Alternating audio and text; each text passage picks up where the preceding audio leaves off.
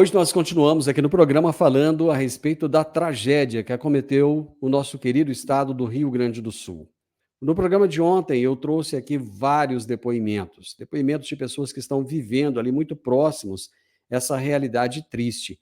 E hoje eu trouxe na primeira parte aqui do programa o depoimento do Carlos Sesca, que é o patrão do CTG Querência de Rio Verde. Estão fazendo um trabalho fenomenal. A quantidade de pessoas ali trabalhando com voluntariado, a quantidade de doações chegando é muito grande, ou seja, existe uma mobilização no Brasil. E eu vou agora direto a Canoas, no Rio Grande do Sul. Eu vou conversar com a Aline Teixeira, que é servidora do TRT da 4ª Região. Ela está lotada na terceira vara do trabalho de Canoas, no Rio Grande do Sul. Aline, muito obrigado por aceitar o meu convite. Como é que estão as coisas por aí, Aline? Boa noite, Divino. Quero agradecer o contato. Essa ajuda do jornalismo é importantíssima para nós. É sempre o jornalismo que acaba nos salvando, né? Então, é muito importante. Eu sou moradora de Canoas, né, região metropolitana de Porto Alegre, uma cidade com aproximadamente 350 mil habitantes. Nós temos 18 bairros aqui em Canoas, e destes 18 bairros, 11 foram atingidos, né? Então, são 2/3 da nossa cidade que estão embaixo d'água. Dos 11 municípios, dos 11 bairros atingidos, 10 completamente, 100% atingidos, com as águas no teto das casas, no telhado das casas, né? Nós temos ali o bairro Niterói, que uma parte dele, esse sim foi um bairro que afetou parcialmente, né? O estrago não foi tão grande, mas mesmo assim tem bastante gente embaixo d'água, né? E 2/3, então, da população foi muito, muito atingida. Então, nós temos aí mais ou menos uns 6 bairros, mais ou menos, 7 bairros que não foram atingidos, né, dos 18, o que é uma catástrofe para a nossa cidade, né? Terrível a situação que está aqui, ainda mais a nossa logística também de transporte.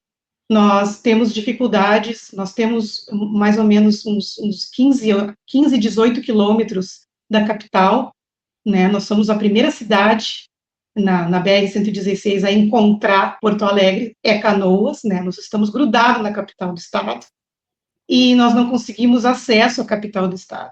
Nós temos que fazer um trajeto que dura mais de 1 hora para chegar na capital e que tem levado de 4 a 5 horas, dependendo do horário, para chegar. Com isso, a logística dificulta a chegada dos medicamentos, dos insumos, né? O próprio presidente e a comitiva dele que chegaram aqui foi pela base aérea de Canoas, porque o aeroporto Salgado Filho está completamente inundado, né? As imagens são impressionantes. Então, nós estamos praticamente isolados do resto do país. E isso gerou um efeito cascata em toda a região metropolitana de Porto Alegre. Nós temos Sapucaia, uma parte bastante atingida, que são as cidades próximas a Canoas. Então, vem Porto Alegre, Canoas, Esteio, Sapucaia e São Leopoldo. Esteio parcialmente embaixo d'água, Sapucaia também, e São Leopoldo bastante atingida, 80% do território do município de São Leopoldo também foi atingido. Então, nós temos, ontem tinha uma marca de 2,5 metros de água no centro de São Leopoldo. É uma coisa impressionante, sem precedentes, né? É muito triste o que está Quando você acontecendo. fala sem precedentes, nunca aconteceu algo parecido aí em Canoas? Então, eu moro no bairro Igara, que é um dos bairros que não foram atingidos. Aqui temos mais bairros não atingidos, que são a Estância Velha, por exemplo, a Osanã, e a parte do centro também não foi atingida, né? Então, é uma situação porque, por exemplo, o bairro Matias Velho tem uma população de 100 mil habitantes. Veja bem, nós temos uma cidade com 350 mil habitantes, e num dos bairros moram 100 mil pessoas, que é o bairro Matias Velho, que é considerado a maior vila da América Latina. Então, é muito populoso, muito populoso. Ali não sobrou absolutamente nada, as casas ficaram com água no telhado. Muitas delas passaram do telhado. As pessoas foram resgatadas, estão sendo resgatadas ainda, de botes, né, salva-vidas, de barcos e de jet ski, né? Então, eu morei 20 anos na Matias, nesse bairro populoso, né? Logo que eu vim, eu sou natural de Porto Alegre, logo que eu vim, morei 20 anos lá e nunca vi nada parecido. Quando chovia, raramente uma lâmina d'água na rua, que acontece em qualquer bairro. Mas o que a gente viu aqui hoje foi inexplicável, uma coisa só quem está aqui para ver o que está acontecendo. Aline, com que velocidade essa água subiu? A população já esperava alguma coisa nesse sentido? Estava preparada? Já tinha sido avisada ou não? Foi algo assim que de repente aconteceu e pegou todo mundo de surpresa? As chuvas começaram a cair já faz uns 10 dias, né? Nós tivemos 3 dias direto de chuva sem parar. A média tem cidades que a média chegou a 700 milímetros, né? A nossa cidade recebeu cerca de 500 milímetros de chuva em cerca de Isso 48 horas. em 48 horas, quantos? 500 milímetros? 500 milímetros. É muita água, é muita água. Não é uma.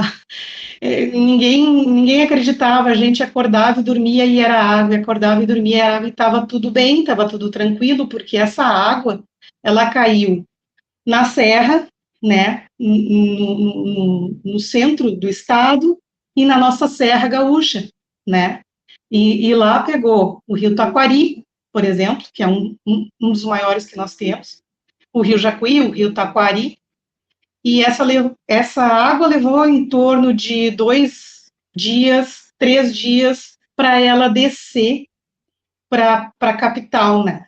Para o Lago Guaíba. E foi aí, então, ali no Lago Guaíba desemboca o Rio Jacuí, o Taquari, o Rio dos Sinos, o Rio Gravataí, né? Então, ela demorou um pouco para chegar, nós já sabíamos que ela chegaria, até porque ela chegou numa situação parecida em setembro do ano passado, chegou a inundar um pouco o centro de Porto Alegre, da capital, mas nunca do jeito que aconteceu agora. Pegou toda a região metropolitana da capital e foi assustador a velocidade com que aconteceu isso. Né? Nós já estávamos preparados que ia acontecer, mas não da forma que foi. Né? Pois é, mas nesses 2 ou 3 dias que a água foi subindo e não parava de chover, não houve um plano de evacuação, não houve Não, olha só, sexta-feira, agora, sexta-feira passada, já se tinha notícia de que a água estava chegando na capital e na região metropolitana. As autoridades fizeram todos os tipos de alerta na Defesa Civil, eu só recebi no meu celular alerta da Defesa Civil umas 15 vezes. Esses alertas são disparados para os celulares, né, da população, é veiculado no site da Defesa Civil do Estado do Rio Grande do Sul, foi veiculado no site também da Prefeitura de Canoas e das prefeituras da região metropolitana. Nós tínhamos até um gráfico, inicialmente, da onde a água ia chegar, né? Mas essas primeiras previsões, elas caíram por terra na medida que a coisa foi acontecendo. Sexta-feira, por exemplo, no final da tarde, a Prefeitura de Canoas passou, a Defesa Civil de Canoas, juntamente com a Prefeitura de Canoas, passou nos bairros que seriam atingidos, avisando com um megafone que era para evacuar a área, que era para sair, mas infelizmente nem todo mundo quis deixar suas casas, porque como nunca ninguém passou por uma situação nem parecida, não se acreditava que ia acontecer desta maneira que foi. As pessoas, muita gente já na sexta-feira à noite, eram umas 10 horas da noite, criou um congestionamento na avenida principal do bairro Matias Velho, que é a Avenida Rio Grande do Sul. Eu sei disso porque o meu marido trabalha no bairro Matias Velho à noite, e quando ele veio de lá e chegou em casa, ele disse para mim, tá chegando mais cedo, ele disse, sim, fechamos lá a academia porque mandaram evacuar o bairro, né? E o extravasamento aconteceu à 1 da manhã, e até às 5 horas da manhã subiu 2,5 metros no bairro. Meu Então, Deus. essa situação pegou muita gente desprevenida, muita gente dormindo, né? E aí começou uma correria da Defesa Civil, pessoas que tinham um barco perto, pessoas com jet ski, começaram a tirar as pessoas, e muitos com a água a 1 metro dentro de casa, continuavam não acreditando que ela ia subir tanto. E aí aqueles que puderam foram para os telhados das casas. E assim as pessoas ficaram. Tem pessoas que ficaram 3 dias. Tem pessoas que eles estão tirando hoje de cima das casas. Tem pessoas ainda em cima das casas. Então, é uma coisa impressionante, assim, nunca foi visto. Esses números que estão, a última informação que eu tive era de 90 mortos. Seguramente esse número Só em vai Canoas? mudar. Não, esse número de 90 mortos, 92 mortos até o meio-dia e 113 desaparecidos, eu tenho para dizer com toda segurança, porque tenho amigos na Brigada Militar, aqui a gente chama Polícia Militar, é a nossa Brigada Militar, né? Certo. A nossa Brigada Militar, conversei com uma capitã da brigada, uma amiga, e que está nos salvamentos, e passa aqui em casa todos os dias para me dar um feedback da situação, e ela disse, Aline, quando essa água baixar, nós vamos ver muita gente morta. Muita gente morta mesmo, vai represar nos diques, né? Nós temos no final dos bairros, nós temos o dique, né? E esse dique, ele extravasou, né? A água passou por cima dele. Até se tentou na sexta-feira, cedo, nosso prefeito aqui de Canoas entrou em contato com o governo do estado, que prontamente mandou não sei quantas toneladas de saco de areia para reforçar o dique.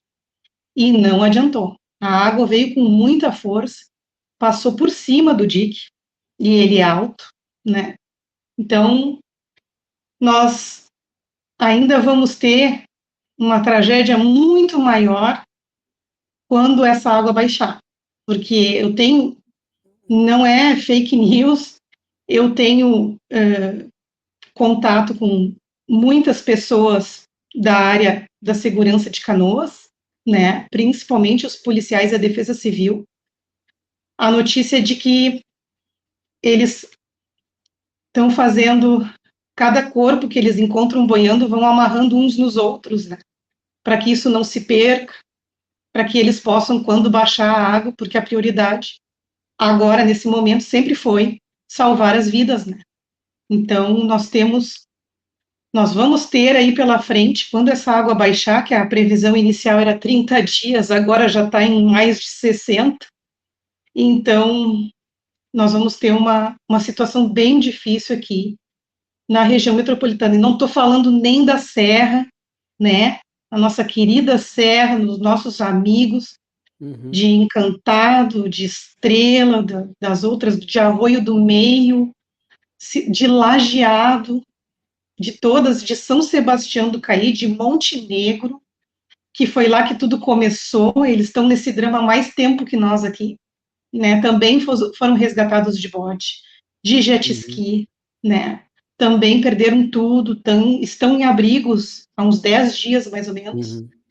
mas o que eu Ali- posso te dar o relato de Canoas aqui é esse.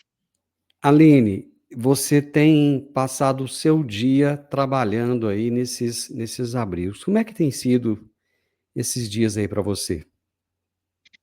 Então, a realidade dos abrigos Inicialmente, nós temos mais de 70 abrigos na cidade de Canoas.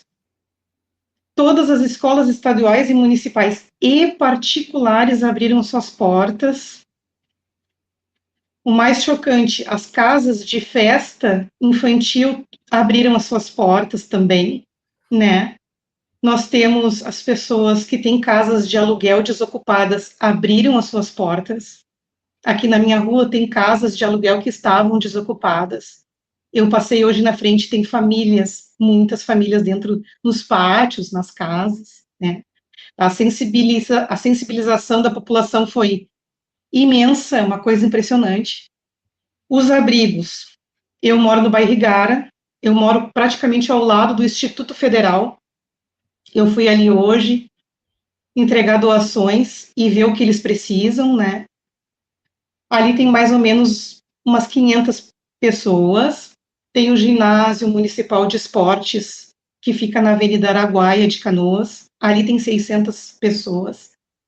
O Cristo Redentor Colégio Particular, no Marechal Rondon, bairro Marechal Rondon, tem 670 pessoas, né? E hoje eu fui na UBRA também, nosso hospital universitário. Lá no bairro Matias Velho, nós tínhamos o HPS, nosso querido HPS, Hospital de Pronto-Socorro, referência, ficou completamente embaixo d'água. Tinha muitas pessoas internadas na UTI, e infelizmente não deu para salvar 9 delas. Perderam suas vidas.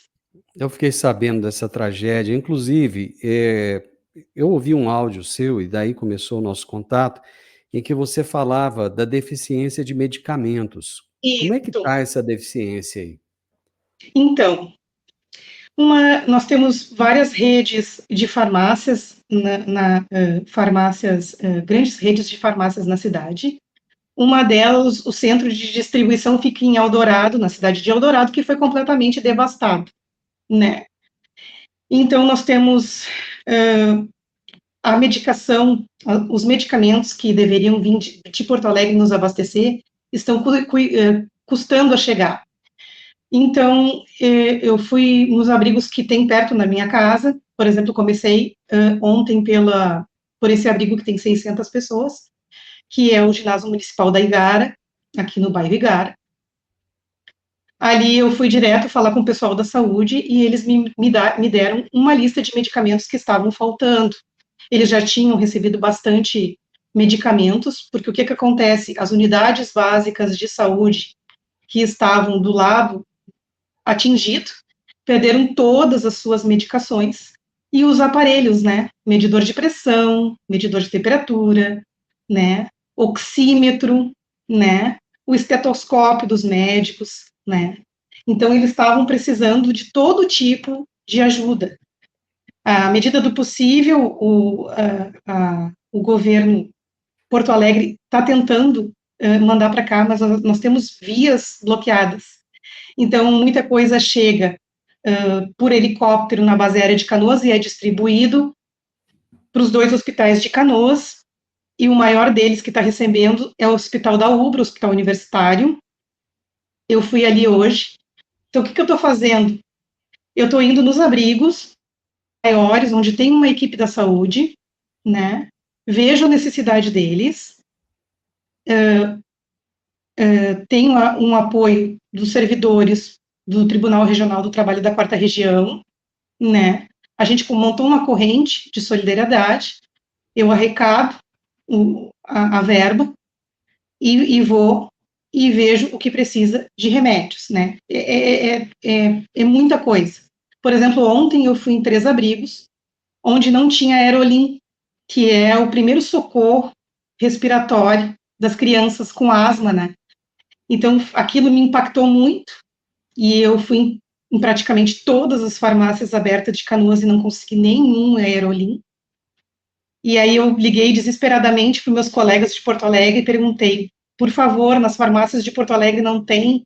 Poderiam, por favor, rapidamente, os colegas encheram uma sacola e chegou hoje pelo motoboy na minha casa e eu já consegui distribuir, e a situação, por exemplo, do aerolim está se resolveu. mas ainda existe Passa muita nada por demanda. enquanto, né? O que aconteceu agora eu tenho um colega do TRT, o Matheus, que me apoiou muito, entrou em contato comigo, ele conseguiu um contato dentro do CIMERS, né, que é o Sindicato Médico do Rio Grande do Sul, e eu fui em todos os lugares que estão precisando de medicamentos, fiz uma relação dos medicamentos que estão precisando, mandei o endereço e mandei o nome do médico com CRM, e agora ele vai sair de lá com essa medicação às 4 horas da manhã para ver se chega aqui em Canoas com essa medicação para que amanhã eu possa distribuir para os lugares, né? Para essas mais deficitários, digamos assim. Eu queria ressaltar, por exemplo, que eu tive hoje no Hospital Universitário da UBRA. O Hospital Universitário da UBRA está super organizado, né?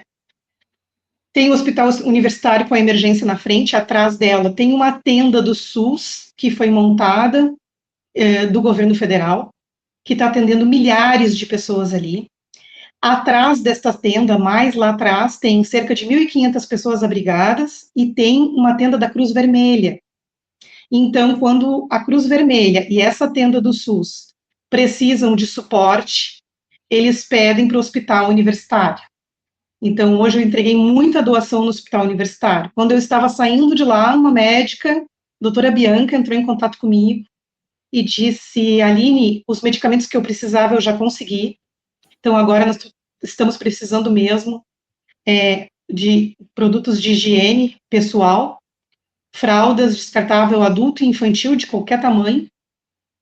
E ela me pediu: Aline, nós recebemos mais uma leva hoje de pessoas e está tendo um surto de escabiose, né, piolho, sarna, e precisamos de determinado remédio. Daí, essa é a minha missão para amanhã de manhã cedo, é arrecadar esses medicamentos com a verba que eu tenho do pessoal do TRT e levar para a doutora Bianca, ali no Hospital Universitário. E assim eu estou indo. A demanda maior agora nos abrigos, nós estamos assim, ó, roupas em Canoas, nos abrigos, nós estamos bem de roupas. O que nós não temos? Roupas íntimas. Porque ninguém doa roupas íntimas, né? Uhum, Calcinha, verdade. sutiã e cueca, adulto e infantil, né? O Instituto Federal precisa de pratos descartáveis e talheres, garfo e faca descartáveis. Nós não temos água para lavar a louça, né? Nós estamos sem abastecimento de água em Canoas há 3 dias. Então, por exemplo, as caixas d'água das casas já acabaram faz tempo. Então, a Corsã, nossa companhia que está fazendo um trabalho maravilhoso para nós, é levar os carros-pipa para os bairros, as pessoas fazem fila e pegam água potável para beber. Então, essa é a nossa situação, né? Nós temos os poços artesianos, e aí os proprietários estão colocando bilhetes na frente da casa, fique à vontade, traga o seu galão e enche aqui, né? Tá muito difícil a nossa situação nesse momento, nós não temos água potável, os nossos supermercados já estão desabastecidos, né? Nós temos nós temos várias redes aqui, uma delas, eu passei ontem na frente, estavam fechando as portas de supermercados pelo desabastecimento. Então, tá muito difícil a situação aqui, muito, muito mesmo. Aline, eu, eu não, eu não tenho palavras para expressar o que eu sinto agora. Eu sei que tem muita gente doando, o Brasil inteiro está doando, tá? O Brasil inteiro tá a par dessa situação, está tentando ajudar. Eu te agradeço, muito obrigado.